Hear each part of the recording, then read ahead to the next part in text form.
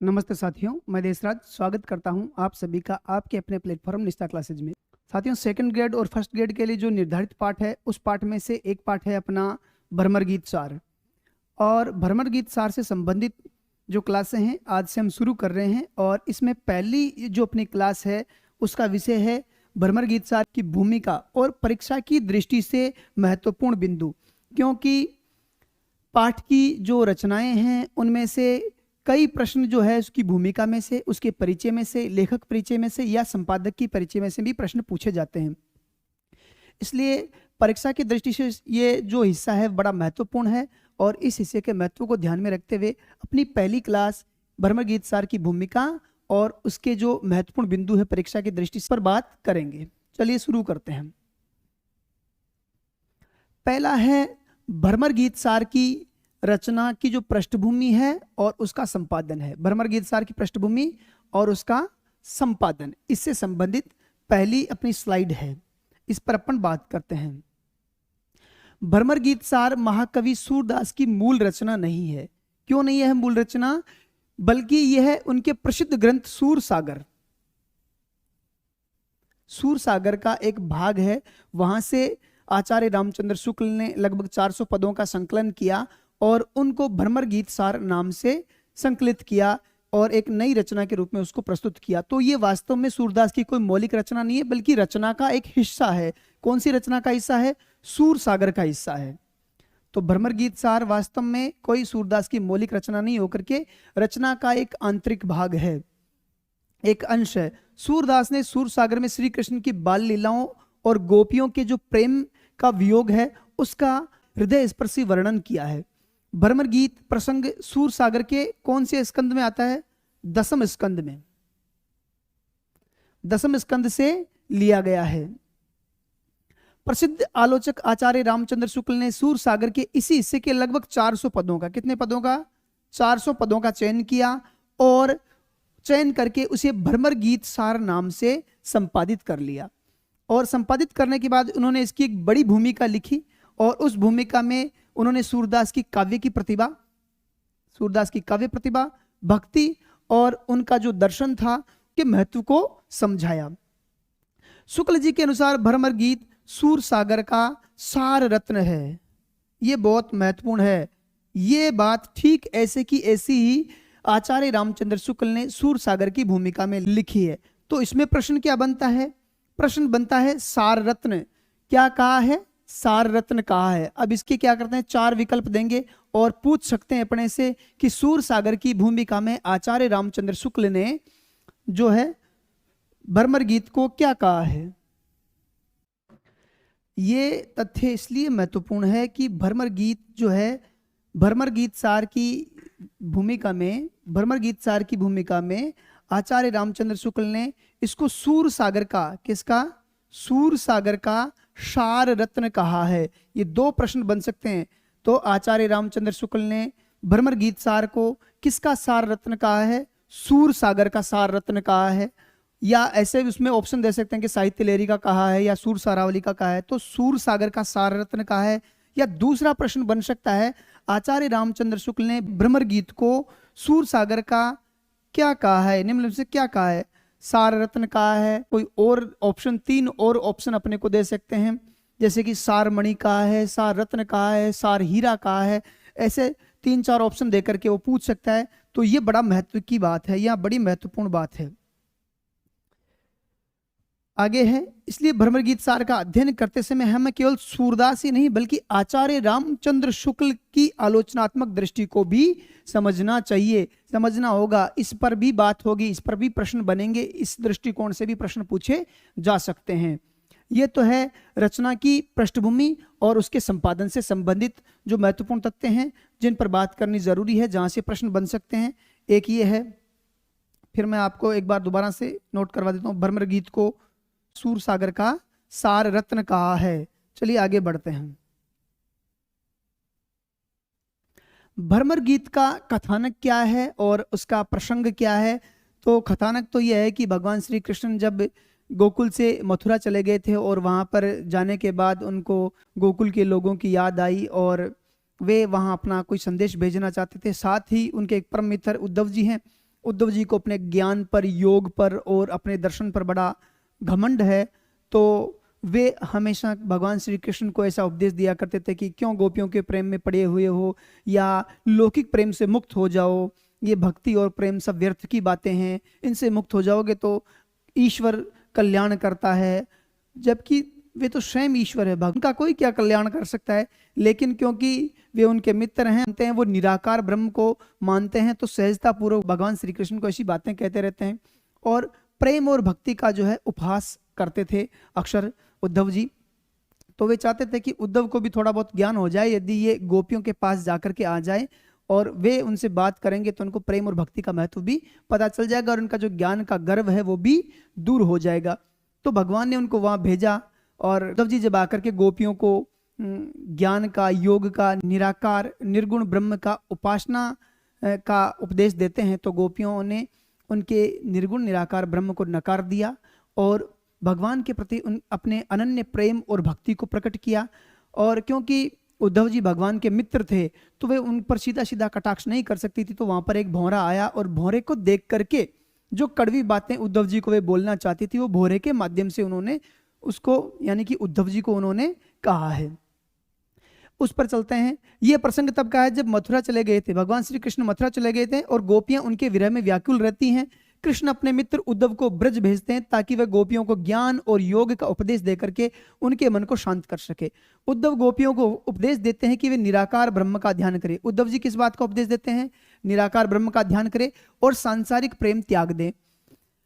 परंतु गोपियां उद्धव के ज्ञान योग को उनके ज्ञान योग को अस्वीकार कर देती हैं, अपनी भावनाओं, तर्कों और व्यंग्य से उद्धव को निरुत्तर कर देती हैं।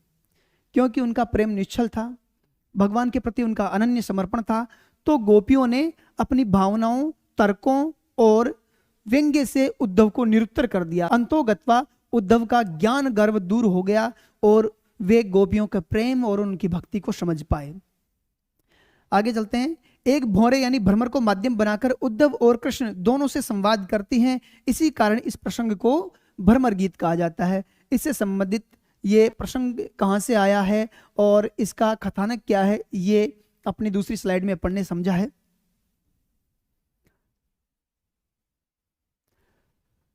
एक और महत्वपूर्ण बात यह है कि सूरदास जी के जमाने में एक द्वंद्व भक्ति का चल रहा था कि सगुण भक्ति श्रेष्ठ है या निर्गुण भक्ति श्रेष्ठ है। निर्गुण भक्ति के जो संत थे वे हमेशा सगुण भक्ति पर अपना प्रभाव सगुण भक्ति के जो संत हैं उन पर अपना प्रभाव जमाने की कोशिश करते थे। ऐसे समय में सूरदास जी ने अपनी रचनाओं के माध्यम से सगुण भक्ति को प्रस्तुत किया और निर्गुण भक्ति पर अपनी जो है जीत सिद्ध कर दी थी इसके माध्यम से। तो ये भ्रमर गीत है, सगुण और निर्गुण का द्वंद्व है, ये वास्तव में इसका एक मुख्य विषय है। इस कथानक के माध्यम से सगुण निर्गुण का द्वंद्व भी प्रस्तुत किया गया है, ये एक महत्वपूर्ण विषय है। दूसरी बात, भ्रमर गीत सार का मुख्य आधार सगुण और निर्गुण भक्ति का जो संघर्ष है वही है। गोपियां सगुण भक्ति का प्रतीक हैं, वे लौकिक प्रेम ईश्वर की भक्ति का प्रतीक हैं, इसलिए सगुण है क्योंकि वे साकार ईश्वर यानी भगवान श्री कृष्ण को मानती हैं। दूसरा, उद्धव जी हैं जो ज्ञान को, निर्गुण निराकार ब्रह्म को मानते हैं, निराकार ब्रह्म की उपासना पर बल देते हैं। तो उद्धव जी जो है निर्गुण के प्रतीक हैं और गोपियां सगुण की प्रतीक है। इस प्रकार भ्रमर गीत प्रसंग जो है निर्गुण और सगुण भक्ति का संघर्ष है। गोपियां सगुण भक्ति का प्रतीक हैं, वे ईश्वर को प्रेम और साकार रूप को स्वीकार करती हैं। दूसरा, उद्धव जी निर्गुण ज्ञान के प्रतिनिधि हैं जो ईश्वर के निराकार रूप को मानते हैं, ज्ञान से प्राप्त होने वाला मानते हैं। उद्धव जी क्या मानते हैं कि ईश्वर प्रेम से नहीं, भक्ति से नहीं, बल्कि ज्ञान से प्राप्त होते हैं। तो उद्धव जी निर्गुण निराकार ब्रह्म के उपासक हैं और ज्ञान और योग को ईश्वर, निर्गुण निराकार ब्रह्म ईश्वर को प्राप्त करने का माध्यम मानते हैं। परिणाम क्या होता है? गोपियों के प्रेम और भक्ति की विजय होती है और उद्धव का ज्ञान गर्व नष्ट हो जाता है। यह प्रसंग इस सत्य को स्पष्ट करता है कि प्रेम और भक्ति ज्ञान से श्रेष्ठ है। भ्रमर गीत प्रसंग से क्या सिद्ध हो जाता है कि प्रेम और भक्ति ज्ञान से श्रेष्ठ हैं, यह इस प्रसंग का निष्कर्ष निकलता है।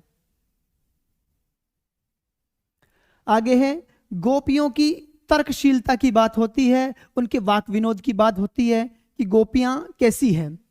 गोपियां उद्धव के तर्कों का उत्तर दार्शनिक भाषा में नहीं देती हैं बल्कि सरल और व्यंग्यपूर्ण ये बहुत महत्वपूर्ण बात है, ये पूछा जा सकता है। व्यंग्यपूर्ण और भावनात्मक ढंग से देती है, यानी भावनात्मक भाषा में उद्धव के जवाब देती हैं और व्यंग्य करती हैं उद्धव पर।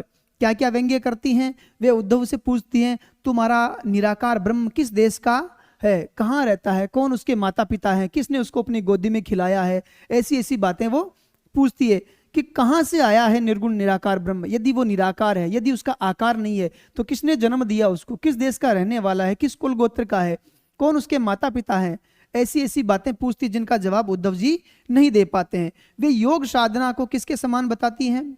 कड़वी ककड़ी के समान बता देती हैं कि योग साधना कड़वी ककड़ी जैसी है और उसकी असारता दिखाती है। योग साधना सारहीन है, कड़वी ककड़ी जैसी बता करके उसको सारहीन बता देती हैं। आगे क्या होता है? वे व्यंग्यपूर्वक पूछती हैं जब कृष्ण ने तुम्हें यहाँ भेजा तो क्या वे मुस्कुराए थे? वे उद्धव जी से पूछती हैं कि जब भगवान श्री कृष्ण ने आपको यहाँ भेजा तो क्या वे मुस्कुराए थे? इसका मतलब है कि यदि वे मुस्कुराए तो वे जानबूझ करके तुम्हारा घमंड तोड़ने के लिए ही यहाँ भेजा है। ये प्रभु की चाल है, तुम्हारा ज्ञान गर्व दूर करने के लिए। इन प्रश्नों में उनका गोपियों का दुख, प्रेम और उनका व्यंग्य, ये तीनों मिलते हैं। ये जो इस प्रकार के प्रश्न हैं ऊपर जो गोपियां करती हैं और जिस प्रकार की व्यंग्य भाषा वो प्रयोग में लेती हैं, उससे उनका भगवान के प्रति प्रेम, उनके दुख और उनका व्यंग्य, ये तीनों ही प्रकट होते हैं। गोपियों की यह तर्क शक्ति और भावनात्मक गहराई हिंदी काव्य में अद्वितीय है, जो मौलिक रूप से सूरदास ने सर्जित की है। चलिए आगे बात करते हैं। भ्रमर गीत का या भ्रमर गीत सार का दार्शनिक और साहित्यिक महत्व क्या है? दार्शनिक और साहित्यिक पक्ष क्या है, इस पर बात करते हैं। पहला है दार्शनिक पक्ष। भगवान श्री कृष्ण जो हैं वे किसके प्रतीक हैं? ब्रह्म के प्रतीक हैं। दार्शनिक रूप से एक बार देख लेते हैं तो भगवान श्री कृष्ण ब्रह्म के प्रतीक हैं और गोपियां जीवात्मा का प्रतीक हैं। उद्धव जो है ज्ञान और उसके अहंकार के प्रतीक हैं। तो दार्शनिक दृष्टि से देखा जाए तो भगवान परम ब्रह्म के प्रतीक हैं, गोपियां जो हैं जीवात्मा का प्रतीक हैं और उद्धव जी ज्ञान और उसके अहंकार के प्रतीक हैं। अब बात करते हैं साहित्यिक पक्ष की। यह ध्यान करने वाली बातें एक बार देख लेना आप ढंग से।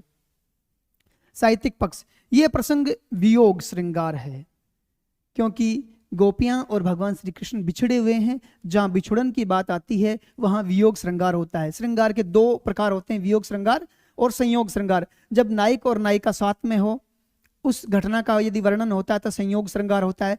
जब नायक और नायिका दूर दूर हो, एक दूसरे से बिछड़े हुए हों और बिछुड़न की पीड़ा का जहां वर्णन होता है वहां वियोग श्रृंगार होता है। तो भ्रमर गीत में गोपियां और भगवान श्री कृष्ण के बिछड़ने की बात होती है तो वियोग श्रृंगार का अनुपम उदाहरण है। एक बात संवाद शैली में है, बातचीत होती है, कभी उद्धव जी कहते हैं, कभी गोपियां कहती है, कभी गोपियां कहती हैं भंवरे के माध्यम से, कभी भगवान श्री कृष्ण उद्धव को कहते हैं तो कभी उद्धव जी भगवान श्री कृष्ण से कहते हैं। तो कुल मिलाकर के ये संवाद शैली में लिखा गया है। उपालंब है, उलाहने की बात, गोपियां उलाहना देती है कभी उद्धव जी को और कभी श्री कृष्ण को। तो कभी भगवान श्री कृष्ण भी उलाहना देते हैं, कभी जो है नंद बाबा और माँ यशोदा के द्वारा उनके भूल जाने को लेकर के। व्यंग्य इसमें है, उच्च कोटि का व्यंग्य है इसमें, गोपियां बड़ा उच्च कोटि का व्यंग्य करती है।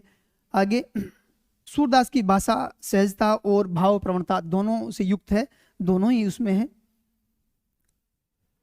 अब है इसके मुख्य पात्र और उनकी भूमिका। अपने जो पाठ्यक्रम में सूरदास का जो भ्रमर गीत है उस पर आधारित भ्रमर गीत सार जो आचार्य रामचंद्र शुक्ल ने लिखा है ये जोड़ा गया है। उसके मुख्य पात्र कौन कौन से हैं और अपनी परीक्षा की दृष्टि से क्या महत्व है। पहले पात्र हैं अपने लिए सूरदास। सूरदास जो है रचयिता है, कृष्ण भक्ति और श्रृंगार के महान कवि हैं। भगवान श्री कृष्ण की भक्ति और उनसे संबंधित श्रृंगार रस के महान कवि हैं। एक ये अपने पात्र हैं। दूसरा है आचार्य रामचंद्र शुक्ल, जिन्होंने भ्रमर गीत सार का संपादन किया और विद्वता पूर्वक उसको प्रस्तुत किया और शैक्षणिक प्रतिष्ठा दिलाई। पहले ये भक्ति में ही प्रयोग में आते थे ये पद, लेकिन जब आचार्य रामचंद्र शुक्ल ने इनका संपादन किया तो शैक्षणिक दृष्टि से उसका उपयोग होने लगा, एकेडमिक उसका यूज होने लगा। तो ये आचार्य रामचंद्र शुक्ल का महत्व है। गोपियां सगुण भक्ति की प्रतीक है, उनके जो प्रेम है वो तर्क शक्ति से युक्त है और उद्धव को पराजित करने में सक्षम है। उद्धव को पराजित कर दिया उनकी प्रेम युक्त तर्क शक्ति ने। उद्धव ज्ञान और योग मार्ग के प्रतीक हैं जो अंततः प्रेम की शक्ति के आगे झुक जाते हैं और परोक्ष रूप से इस रचना ने यानी कि भ्रमर गीत ने निर्गुण भक्ति पर सगुण भक्ति की जो प्रतिष्ठा कर दी थी। चलिए आगे बात कर लेते हैं अपनी परीक्षा की दृष्टि से अध्ययन के लिए निष्कर्षात्मक बिंदु क्या क्या है। एक तो है भ्रमर गीत सार, जो है भ्रमर गीत सार, ये जो है सूरदास की नहीं बल्कि आचार्य रामचंद्र शुक्ल के द्वारा संपादित रचना है। सूरदास ने सूर सागर लिखा, उसमें भ्रमर गीत प्रसंग आता है और उस भ्रमर गीत प्रसंग के लगभग 400 पदों को संकलित किया आचार्य रामचंद्र शुक्ल ने और उनका संपादन किया भ्रमर गीत सार से, भ्रमर गीत सार नाम से। यह है सूर सागर के 10वें स्कंद से लिया गया है। इसका विषय गोपियों और उद्धव का संवाद है, जिसमें सगुण भक्ति की विजय होती है। विषय क्या है? गोपियां और उद्धव का संवाद, और सगुण भक्ति की विजय हो जाती है निर्गुण भक्ति पर। यह इसका निष्कर्ष है। इसमें भक्ति है, दर्शन है, मनोविज्ञान है और साहित्य, चारों का सुंदर संगम है। आगे क्या है? परीक्षा के लिए यह प्रसंग सूरदास की काव्य प्रतिभा और आचार्य रामचंद्र शुक्ल की आलोचनात्मक दृष्टि दोनों को समझने का एक श्रेष्ठ उदाहरण है। भ्रमर गीत सार केवल कृष्ण और गोपियों की कहानी नहीं है, बल्कि यह भक्ति की गहराई है, भक्त प्रेम की विजय है और ज्ञान का जो अहंकार है उसके पतन की कथा है। क्या है? भ्रमर गीत सार केवल गोपियों की कहानी नहीं है, बल्कि यह भक्ति की गहराई, प्रेम की विजय और ज्ञान के अहंकार के पतन की कथा है। यह कृति हिंदी साहित्य में उस भावनात्मक ऊंचाई का प्रतीक है जहां दर्शन और कविता एक दूसरे में मिल जाते हैं, यानी दर्शन और काव्य दोनों के मिलन का प्रतीक है भ्रमर गीत सार। इस प्रकार ये जो अपनी पहली क्लास है, परिचयात्मक क्लास है, किसकी? भ्रमर गीत सार की परिचयात्मक क्लास है। इसमें भूमिका से संबंधित या परिचय से संबंधित, रचना के परिचय से संबंधित जो प्रश्न बन सकते थे उन पर अपन ने चर्चा की है।